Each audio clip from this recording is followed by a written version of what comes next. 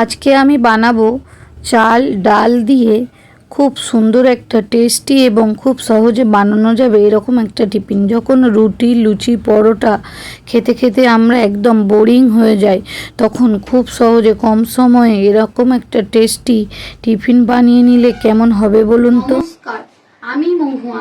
Welcome to Mahua cooking. আবারও আমি চলে এসেছি নতুন একটা রেসিপি নিয়ে। চলুন বন্ধুরা, রেসিপিটা এবার শুরু করা যাক। চলুন এবার ব্রেকফাস্টটা বানিয়ে নেওয়া যাক।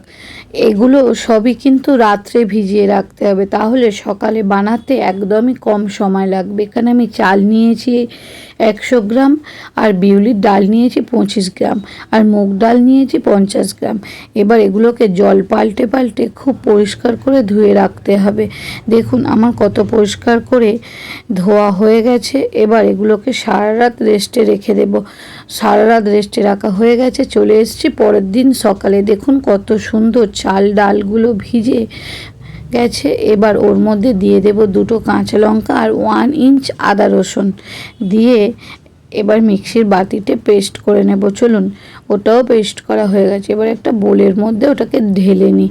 দেখুন কত সুন্দর পেস্ট হয়েছে। যেহেতু আমি সারা রাত ভিজিয়ে রেখেছিলাম, সেই জন্য সকালে উঠে আমার কাজটা একটু কমই করতে হয়েছে। আর এখানে সবজি নিয়েছি টমেটো, গাজর, বিনস, ধনেপাতা, পেঁয়াজ আর কাঁচা লঙ্কা।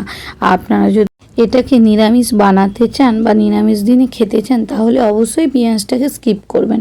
চলুন গ্যাসেতে এবার একটা ফ্রাই প্যান বসিয়ে সেটা গরম হয়ে গেলে 3 চামচের মতো তেল দিয়ে তার মধ্যে সর্ষে আর বিউলির ডাল ফোড়নে দিয়ে দেব। দিয়ে কেটে রাখা সবজিগুলো আর একটু কারি পাতা দিয়ে একটু নাড়াচাড়া করে সবজির কালার চেঞ্জ হয়ে গেলেই এবার নামিয়ে নেব।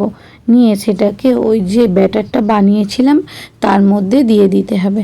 তার আগে দিয়ে দিয়েছি 1/2 চামচেরও একদম একটু কম খাবার সোডা, স্বাদ মতো নুন, আর ওই যে তড়কা দেওয়া সবজিগুলো ছিল সেগুলোকেও ওর মধ্যে ঢেলে দিয়েছি। দিয়ে এবার মিশিয়ে নেওয়ার পালা। বুঝতে পারছেন তো এটা কত কম সময়ে হয়ে যায়, আর খেতেও কিন্তু অনেক মজা হয়। আর অবশ্যই এটা ভীষণ টেস্টি এবং হেলদি।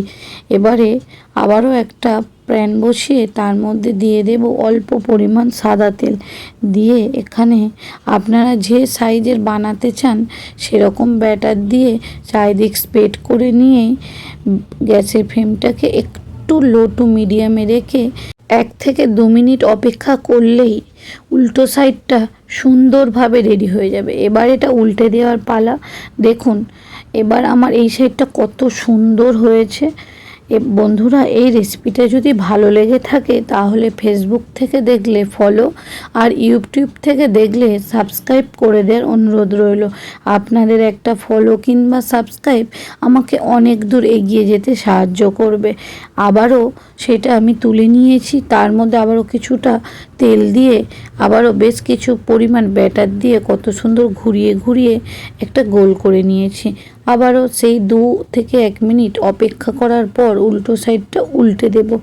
আর যে সাইডটা উল্টানো ছিল সেটা কত সুন্দর কালার এসেছে দেখুন তো। এবার আমার প্রত্যেকটা বানানো হয়ে গেছে। চলুন এবার একটা প্লেটে সার্ভ করে দিই। আর যদি এর সঙ্গে একটু স্যালাডের শসা আর একটু টমেটো কেচাপ থাকে, তাহলে বলুন তো সকালে ব্রেকফাস্ট বা সন্ধ্যের টিফিন কেমন হবে? এরকম ব্রেকফাস্ট কি একটা চাই? ভালো খাবেন, সুস্থ থাকবেন। দেখা হচ্ছে কিন্তু নেক্সট ভিডিওতে। বাই বন্ধুরা।